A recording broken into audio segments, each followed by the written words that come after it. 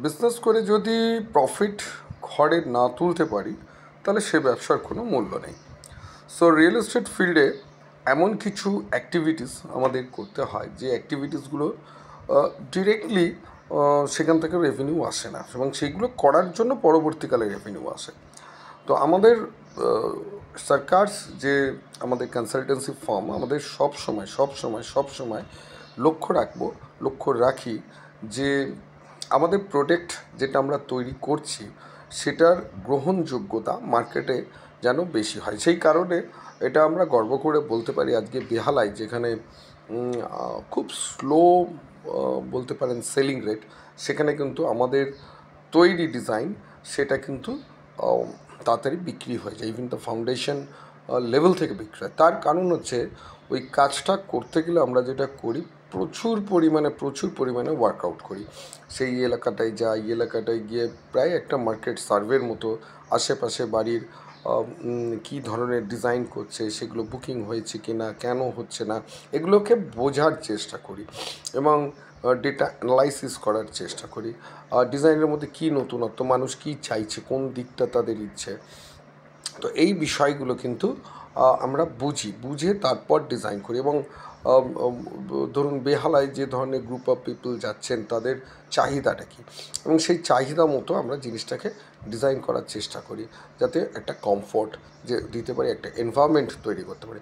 আমাদের কাজটা শুধু মানে আর্কিটেকচারাল স্ট্রাকচার বলতে পারেন। আর্কিটেকচারাল স্ট্রাকচার এই শব্দটা ইউজ করলাম এই কারণে যে আর্কিটেকচারালে যে মডেল আমরা বিল্ডিংয়ে তৈরি করি সেটাকে এমনভাবে করি সেখানে স্পেস অ্যান্ড দ্য এনভায়রনমেন্ট এই দুটোর সাথে সাথে স্ট্রাকচারাল পার্টটার ওপরও আমরা নজর দিই যাতে বিল্ডিংটার এমন ইরেগুলার কিছু শেপ যাতে না হয় যার ফলে আমি আমার কলম স্ট্রাকচারটাকে দিয়ে বা ফ্রেম স্ট্রাকচারটা আমি ঠিকমতো করতে পারলাম না। আজকে যে সময় ভিডিও করছি কিছুক্ষণ আগে ভূমিকম্প হয়ে গেছে, অনেকে টের পেয়েছেন, অনেকে টের পাননি, কিন্তু এই যে ভূমিকম্পর একটা অ্যালার্মিং স্টেজেতে দিচ্ছে। যেমন ধরুন আস্তে আস্তে করে মনে যেন হচ্ছে যে কলকাতার আশেপাশে যেন ভূমিকম্পটা হচ্ছে, অর্থাৎ একটা ট্রেন্ডিং হচ্ছে যে এই দিকে যেটাকে এপি সেন্টার বলে, এপি সেন্টারটা আস্তে আস্তে করে যেন কলকাতার দিকে এগোচ্ছে। অর্থাৎ এর মধ্যে একটা বিজ্ঞান আছে, অনেক কিছু অ্যালার্মিং জিনিস সেগুলো বুঝে নিতে হবে। কিন্তু ভয় পাওয়ার কোনো কারণ নেই যদি আমরা ইন্ডিয়ান স্ট্যান্ডার্ড মেথড যেগুলো আর্থকুয়েকের জন্য বলা আছে সেগুলো যদি অ্যাপ্লাই করি। এবং ছোট বাড়ির ক্ষেত্রে যেগুলো ধরুন G+4 আমরা লো হাইট বিল্ডিং বলি, লো রিস্ক বিল্ডিং বলি সচরাচর, কিন্তু লো হাইটটা মানতে পারি, লো রিস্ক বিল্ডিং এটা আমি মানতে পারি না। কেন ইন্ডিয়ান স্ট্যান্ডার্ড কোড এরকম কিছু লো রিস্ক ফিক্সের গল্প কিন্তু বলা নেই। এটা আমাদের একটা বাণিজ্যিক ধারণা, কিন্তু বা কর্পোরেশনের কিছু আপনাদের আইনেতে মানে বিল্ডিং রুলস এই লো রিস্ক টার্মসটাকে ইউজ করছে। কোনো বিল্ডিংই লো রিস্ক নয় ইন দ্য সেন্স বিল্ডিংয়ের শেপ, এই শেপের ওপর বিল্ডিংটা কতটা রিস্ক হবে, রিস্কের ফ্যাক্টরটা কতটা সেটা ডিপেন্ড করছে। যেমন ভবানীপুরে আমরা রিসেন্টলি একটা বিল্ডিং ডিজাইন করছি, একদম মানে 10 ফুট হচ্ছে তার বিল্ডিংটার জাস্ট ফ্রন্ট, অ্যান্ড প্রায় 150-60 থেকে 90 ফুটের কাছাকাছি তার লম্বা, এবং বিল্ডিংটা 5 তলা উঠবে। বুঝতেই পারছেন দ্যাট ইজ যদি হাইট হিসেবে বিল্ডিংয়ের রুলস হিসেবে আমরা যদি এটাকে লো বিল্ডিং কনসিডার করি, লো রিস্ক বিল্ডিং কনসিডার করি, সেটা সবচেয়ে বড় ভুল। এটা পাইলের ওপর দাঁড় করাতে হচ্ছে, সবচেয়ে বড় কথা হচ্ছে পাইলের ওপর দাঁড় করালেই হলো না। স্টিফনেস যে কথাটা আমরা বলি, স্টিফনেস মানে হচ্ছে যে আমি লোডটা যেন ঠিকমতো ট্রান্সফার হতে পারে।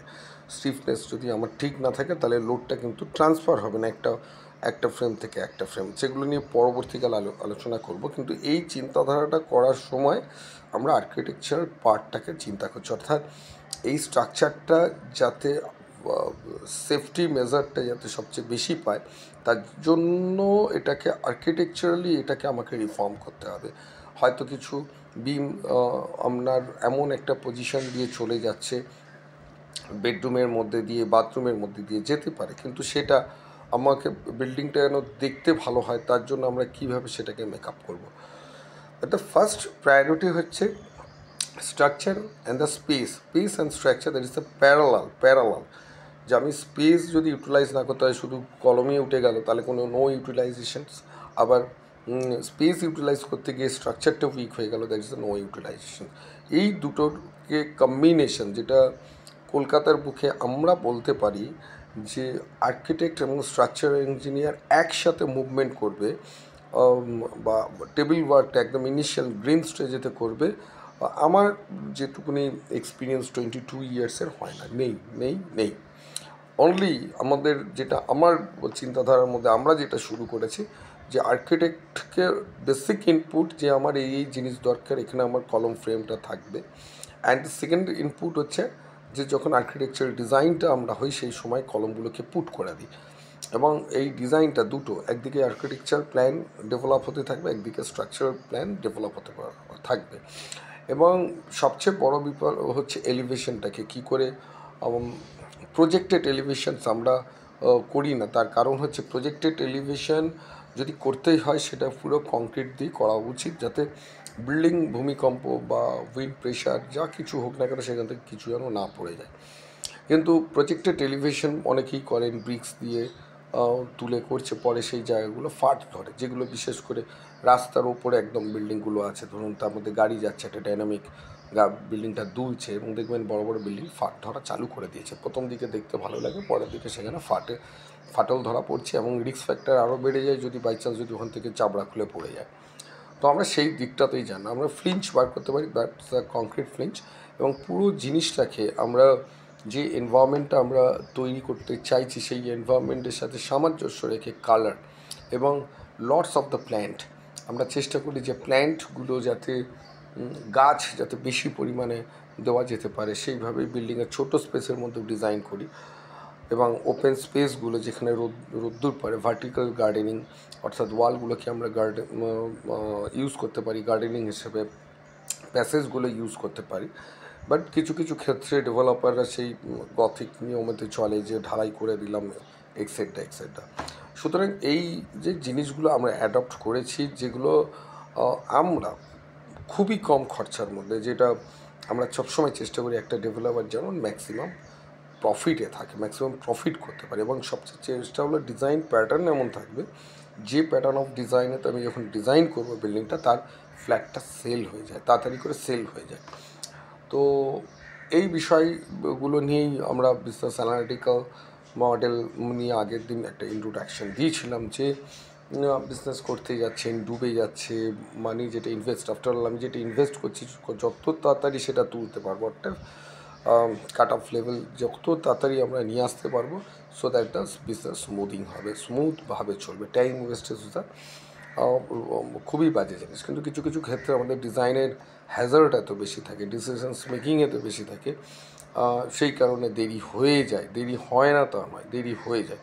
কিছু ক্রিটিক্যাল কর্পোরেশনের ফাইল থাকে, যেগুলো রিল্যাক্সেশন করাতে হয়। রিল্যাক্সেশনের জন্য আমাদের চেয়ে থাকতে হয় কর্পোরেশনের আধিকারিকদের কাছ থেকে, সেক্ষেত্রে খুব হার্ড টক করা যায় না, ঠিক আছে। সেক্ষেত্রে খুব সফট টক বা সফট কমিউনিকেশনের মাধ্যমে কাজ করতে হয়। এবং সেইগুলোর ক্ষেত্রে সময় সাপেক্ষ ব্যাপার, বিশেষ করে যেগুলো এমআইসি রিলেটেড প্রজেক্ট থাকে। এমআইসি মানে যেখানে স্বয়ং মেয়র সাহেব যেখানে সই করবেন, তাকে গিয়ে হার্ড টক করা সম্ভব নয়, তাকে কাছে পৌঁছানোও সম্ভব নয়। তার আধিকারিকদের সেই জিনিসটা সফট কমিউনিকেশন স্কিলের মাধ্যমে সেই কাজটাকে করতে হয়। সো এটা হলো বিষয়। আর এই বিষয়টার এ নিয়েই এই ভিডিও, যে কীভাবে আমি একটা প্রজেক্ট যখন ইনিশিয়াল স্টেজে, গ্রিন স্টেজে আমরা কীভাবে ওয়ার্কআউট করি, যাতে ওয়ার্কআউট করার ওইখানে আমরা টাইমটা স্পেন্ড করি। এই কারণে ডিজাইনটার উপর যদি ঠিকঠাক আমরা নজর দিই, তো ফ্ল্যাট সেল হতে বেশিক্ষণ সময় লাগবে না।